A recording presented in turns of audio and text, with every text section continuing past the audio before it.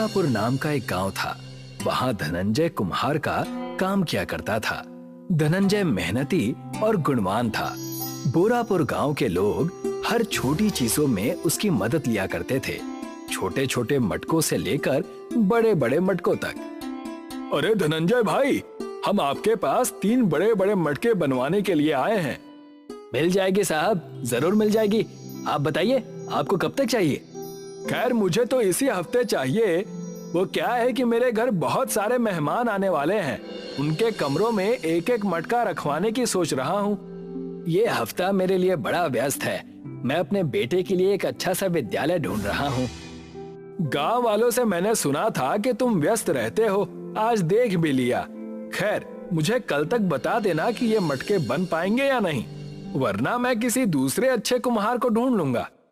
वो आदमी वहां से मुंह बनाकर चला गया। अपने व्यापार पर असर देखकर धनंजय मायूस हो गया और खुद से बातें करने लगा। एक तरफ ये काम भी बहुत जरूरी है, दूसरी तरफ मुझे संदेश को पढ़ाना भी है। उतने में वहां पर संदेश भागते हुए आया और अपने पिताजी धनंजय को अपना नया बस्ता दिखाने लगा। पापा देखिए ना, मैंने ये नया बस्ता लिया है। मुझे ना ये माँ ने खरीद कर दिया है। हाँ बेटा, ये तो बड़ा प्यारा है। अब बस मैं तुम्हारा एक अच्छे से स्कूल में दाखिला करवा दूं, बस। धनंजय संदेश को लेकर एक बहुत ही बड़े और अच्छे स्कूल में लेकर जाता है और वहाँ के प्रिंसिपल से संदेश के एडमिशन की बात करता है। अच्छा बताओ, न्यूटन का थर्ड लॉ ऑफ मोशन क्या है? Newton third law of motion, to every action there is an equal and opposite reaction. अगर हम बॉल को नीचे फेंकेंगे तो बॉल जमीन से टकराकर दोबारा हमारे पास आ जाएगी। जितनी तेज फेंकेंगे उतनी ही तेज आएगी। इंटरेस्टिंग। संदेश, तुम्हें फर्स्ट क्लास में होकर 4th क्लास के सवाल मुंह ज़बानी याद है। स्कूल के प्रिंसिपल ने संदेश से कई सारे सवाल पूछे और संदेश उनका सही जवाब देता गया। तब स्कूल प्रिंसिपल ने धनंजय से कहा, आपका बेटा बड़ा होनहार और काबिल है। अगर संदेश हमारे स्कूल में पढ़ेगा तो हमारे लिए बहुत ही सौभाग्य की बात होगी। यूं कहूँ तो ये बात आपके मुंह से सुनकर मेरा दिल खुश हो गया। मेरे लाडले को इससे अच्छा स्कूल पूरे गांव में नहीं मिलेगा। आप स्कूल की फीस जमा करवा दीजिए। स्कॉलरशिप से आपके बच्चे की फीस कम हो चुकी है। मैं आपका एहसान जिंदगी भर नहीं भूलूंगा। धनंजय फीस काउंसिल में जाकर पैसे जमा करने लगता है। तब फीस काउंटर पर बैठी एक महिला उससे कहती है, ये है सिर्फ 2 महीने की फीस, बाकी की फीस आप कब तक जमा करवाएंगे? 1 साल का फीस होता है 15,000। आपके बच्चे को स्कॉलरशिप मिली है, वरना फीस 50,000 थी। मैडम जी, मेरा बच्चा अभी पहली कक्षा में पढ़ रहा है, ना कि विदेश जाने की तैयारी। इतनी ज्यादा फीस कैसे? आपका बच्चा सौभाग्यशाली है कि इस विद्यालय में उसे एडमिशन मिला, वरना यहाँ लाखों रुपए देकर भी हम एडमिशन नहीं देते। बची हुई फीस आप अगले 2 महीने के अंदर जमा करवा दीजिएगा। आपके बच्चे की पढ़ाई रुक जाएगी अन्यथा। संदेश का खुश चेहरा देखकर धनंजय मजबूर हो गया। अपने बच्चे को पढ़ाने की आस लेकर वो अपने घर चला गया और सारी बातें अपनी पत्नी दीपा से बताई। जी, इतने सारे पैसे हम कहाँ से लाएंगे? बरसात का समय है, अब लोग हमारे पास अपने घर के सामान वगैरह बनवाने के लिए भी नहीं आएंगे। उतने में वहां पर अपने 3 बड़े मटके लेने रामेश्वर आ गए। और भाई धनंजय, मेरे मटके तैयार हैं या नहीं? तुमने कोई जवाब नहीं दिया। मैंने सोचा बनाकर ही दे दोगे। आपके 3 बड़े मटके तैयार हैं, घर के आंगन में मैंने रखवा दिए थे, आप उठवा ले जाइए। धनंजय रामेश्वर को लेकर अपने घर के आंगन में जाता है और 3 मटके दे देता है, जिसे देखकर दीपा धनंजय से पूछती है, आपने तो उन्हें मटके के लिए मना कर दिया था ना, आज अचानक ये मटके कहाँ से आ गए? आपने बनाए कब? लाडले की फीस भरनी थी, अब हाथ में आया काम कैसे गंवा देता। मैंने 3 रात जागकर एक एक मटके बना दिए। हमारा लल्ला अब स्कूल जाएगा, हमारा नाम रोशन करेगा। सही कहा जी आपने, हर तरफ लूट ही लूट मचा रखी है।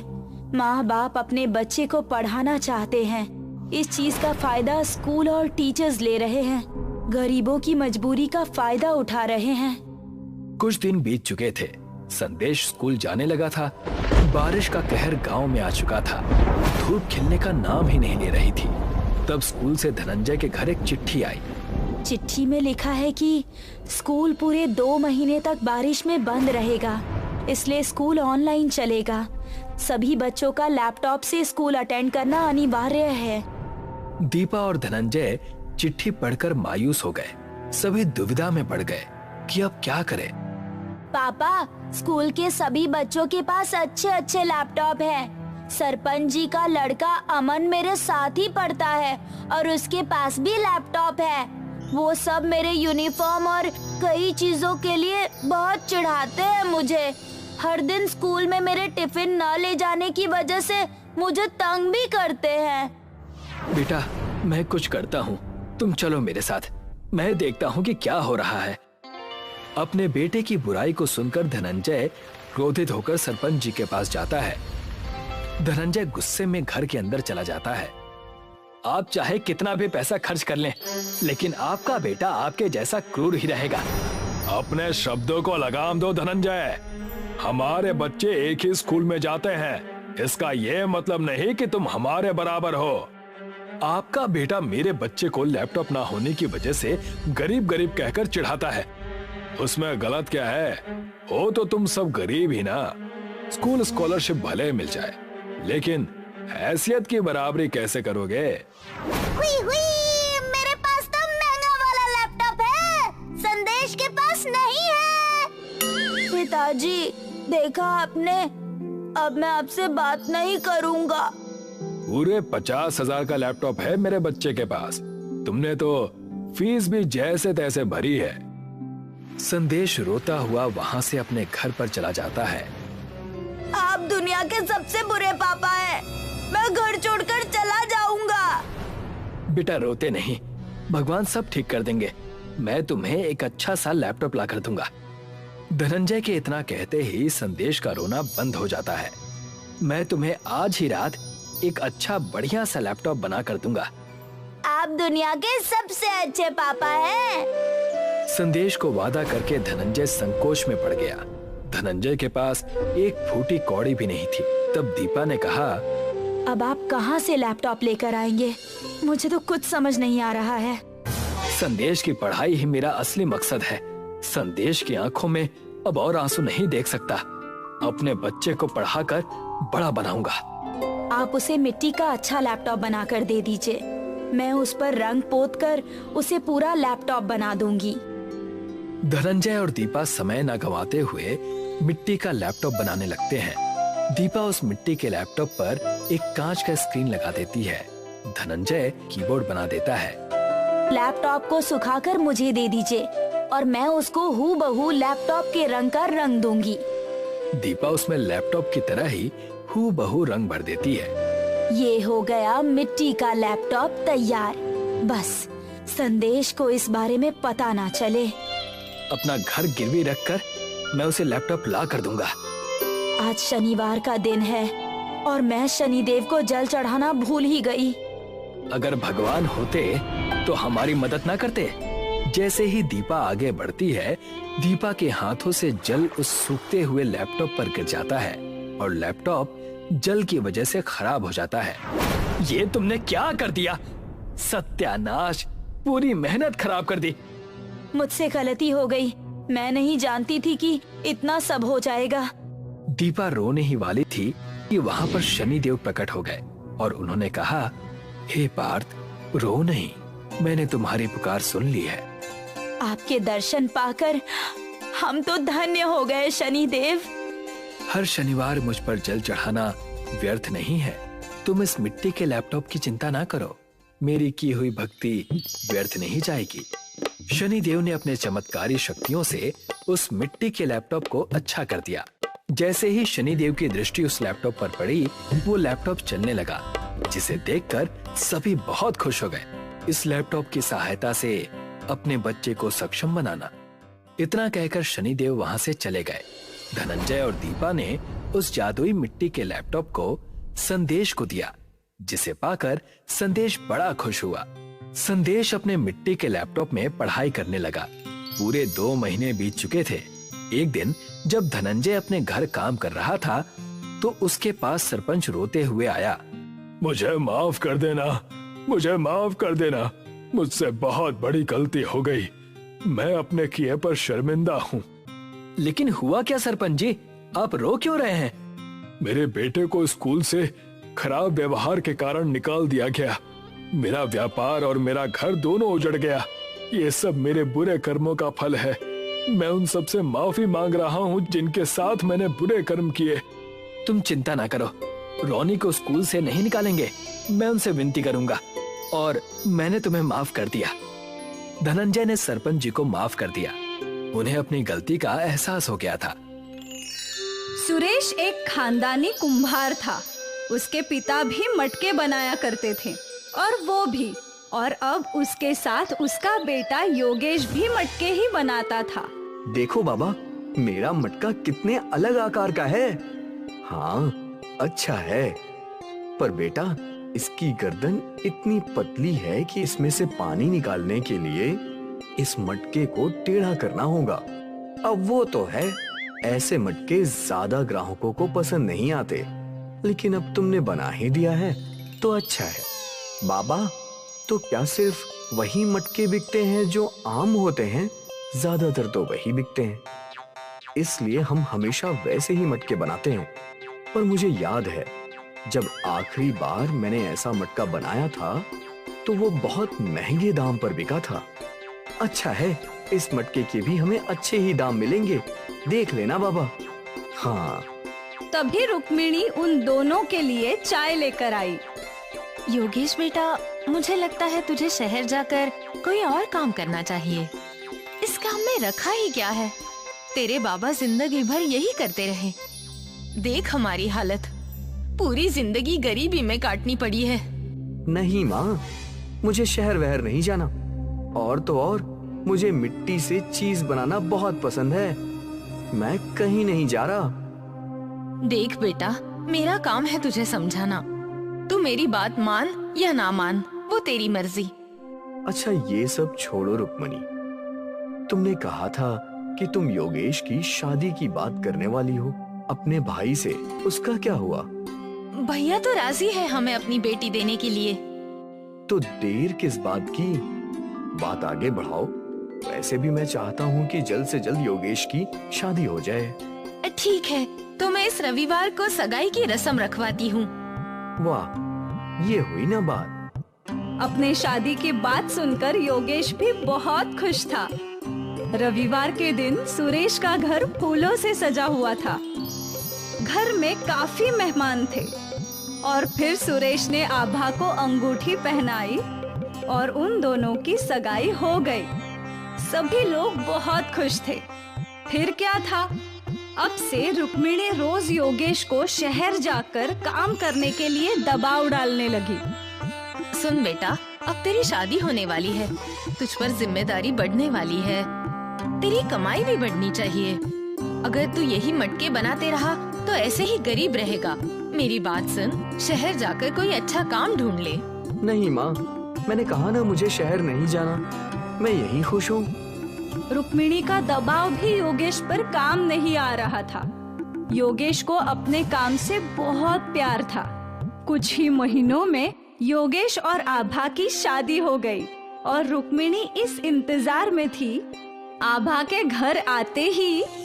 बेटा, मैं तुम पर एक बहुत बड़ी जिम्मेदारी डाल रही हूँ। मेरा बेटा मेरी बात नहीं सुनता। उसके अच्छे भविष्य के लिए मैं चाहती हूँ कि वो शहर जाकर कोई काम करे, पर वो है कि वो यही रहना चाहता है। अब तुम ही उसे मना सकती हो। मैं कोशिश करूंगी माँ जी। फिर एक दिन योगेश अकेला मटके बना रहा था। आभा उसके पास आ गई। अरे आओ आओ, ये देखो कितना बढ़िया मटका है। हाँ, बहुत अच्छा है। क्या बात है, तुम्हें कुछ कहना है? मैं सोच रही थी कि कब तक आप ऐसे मटके बनाओगे? क्यों ना हम शहर जाकर कोई काम ढूंढे? नहीं आभा, मैं जानता हूँ कि ये सब मेरी माँ ने तुम्हें बोला होगा, पर मेरी बात अच्छे से समझ लो। मुझे मिट्टी का बर्तन बनाने का बहुत शौक है। मैं जिंदगी भर यही काम करना चाहता हूँ। मन मारकर अगर मैं शहर चला भी जाऊँ तो भी मैं खुश नहीं रहूँगा। योगेश की बातें सुनकर आभा स्तब्ध रह गई। उसके पास बोलने के लिए कुछ था ही नहीं। शाम को रुक्मिणी ने आभा से पूछा, क्या योगेश शहर जाने के लिए राजी हो गया? नहीं, और मुझे भी लगता है कि उन्हें यही रहना चाहिए। अब तू ये क्या बोल रही है? माँ जी, उन्हें मिट्टी के बर्तन बनाना बहुत पसंद है। वो मन मारकर शहर नहीं जाना चाहते, और यही सही भी है। 2 महीने गरीबी में रहेगी ना, तब समझेगी कि मैं क्यों शहर भेजने के पीछे लगी थी। माँ जी, आप बस चाहती है कि आपका बेटा अच्छा कमाए, तो वो जरूर होगा। उस दिन से आभा अपने पति के काम की सराहना करने लगी। ये मटका कितना अच्छा है। अच्छा है, पर बाबा बोलते हैं कि ऐसी लंबी गर्दन वाले मटके ज्यादा नहीं बिकते। बिकते हैं, मैंने ये मेले में देखे थे। शायद 300 रुपए के थे। इतना महंगा? आप भी ऐसे मटके मेलों में क्यों नहीं बेचते? मैं कोशिश कर सकता हूँ। आभा ने योगेश को प्रोत्साहित कर दिया था। योगेश ने अलग अलग आकार के मटके बनाए और उन्हें रंग बिरंगे रंग दिए। वाह, ये सब मेले में जरूर बिकेंगे। उम्मीद तो यही है। उस दिन योगेश सारे मटके लेकर मेले में गया। उसके अलग अलग आकार के मटकों को मेले में काफी डिमांड थी। भैया, मुझे वो लंबी गार्डन वाला मटका चाहिए। मुझे वो रंग बिरंगा। एक ही दिन में योगेश के सारे मटके बिक गए और उसकी आमदनी अच्छी खासी हो गई। योगेश घर आया और सारे पैसे अपने बाबा के हाथ में रख दिए। ये देखो बाबा, आज की कमाई। अरे ये तो बहुत ज्यादा है। मेले में बेचने का आइडिया आपकी बहू का था। जुग जुग जियो बहू, और हमेशा अपने पति का साथ देना, वरना कुछ औरतें होती हैं जो पति को सिर्फ शहर भेजना चाहती हैं। पास खड़ी रुक्मिणी सब सुन रही थी। आभा और योगेश बहुत खुश थे। उस रात योगेश को एक नया आइडिया आया। आभा, कोई मिट्टी का फ्रिज खरीदेगा क्या? मिट्टी का फ्रिज? मतलब मिट्टी की ऐसी अलमारी जिसमें सब्जियां, फल सब ताजे के ताजे रहें, जो बिना बिजली के चले। क्या आप ऐसा कुछ बना सकते हैं? हाँ। तो फिर देर किस बात की? ये आइडिया तो सुपर हिट हो जाएगा। मैं कल ही मिट्टी का फ्रिज बनाता हूँ। अगली सुबह ही योगेश ने मिट्टी का फ्रिज बनाना शुरू किया। अरे ये क्या बना रहा है? बाबा, ये मिट्टी का फ्रिज है। इसमें सब्जी, फल सब ताजे रहेंगे, वो भी बिना बिजली के। वाह, सुना था पहले के लोग जमीन में गाड़ के सब्जियां, फल ताजे रखते थे। सोचा नहीं था कि मिट्टी से ऐसा कुछ बन सकता है। हाँ, मैंने बहुत पहले सोचा था, पर कल की कमाई देखकर लग रहा है कि इस मिट्टी की फ्रिज को भी लोग खरीदेंगे। हाँ बिल्कुल, मैं भी तेरी मदद करता हूँ। फिर बाप बेटे ने मिलकर कई मिट्टी के फ्रिज बनाए। अगली सुबह दोनों उन मिट्टी के फ्रिज को मेले में ले गए। अरे भैया, वो क्या है? अलमारी जैसा। वो मिट्टी की फ्रिज है। इसमें आपकी सब्जियां और फल ताजे बने रहेंगे लंबे समय तक, वो भी बिना बिजली के। सच्ची? हाँ हाँ बिल्कुल। उस औरत ने एक मिट्टी का फ्रिज खरीद लिया। एक पत्रकार ने मिट्टी के फ्रिज की तस्वीर खींची और फिर देखते ही देखते कई और ग्राहकों ने मिट्टी के फ्रिज खरीदे और सारे फ्रिज बिक गए। आज पहली बार सुरेश ने इतनी कमाई एक साथ देखी थी। वो लोग खुशी खुशी घर गए। देखो भाग्यवान, आज तुम्हारे बेटी की कितनी कमाई हुई है। बाप रे, ये तो कुछ भी नहीं है। अब तो पैसों की बारिश होगी। इसका मिट्टी का फ्रिज का आइडिया कमाल का है। लोगों ने हमें एडवांस दिया है मिट्टी की फ्रिज बनाने के लिए। वाह योगेश, माफ करना बेटा, मैं ही गलत थी। मुझे लगता था कि इस काम में तू कभी खुश नहीं रहेगा, इसीलिए हमेशा तुझ पर शहर जाने का दबाव डालती थी। फिर रुक्मिणी आभा के पास गई। बेटा, ये सब जो हो रहा है वो तेरी वजह से है। तेरे प्रोत्साहन की वजह से आज योगेश ने ये सफलता हासिल की है। काश तेरी तरह मैंने भी इनका साथ दिया होता तो अब तक हमारे हालात बदल चुके होते। मम्मी जी, आप ऐसी बातें मत कीजिए। अब सब कुछ ठीक हो गया है। अभी तो हमारे खुशियों के दिन आए हैं और आप पिछली बातों को याद कर रही हैं। जाने दीजिए, अब से सब सही होगा। सही नहीं, सब अच्छा होगा, बहुत अच्छा। मिट्टी का फ्रिज खरीदने के लिए सुरेश के घर के बाहर लाइन लगने लगी। उनकी आमदनी कई गुना बढ़ गई थी। सुरेश ने अपने घर की मरम्मत भी करवा ली थी और अब इस परिवार के पास हर सुख सुविधा थी। और ये सब बस मिट्टी के फ्रिज की आइडिया की वजह से हुआ।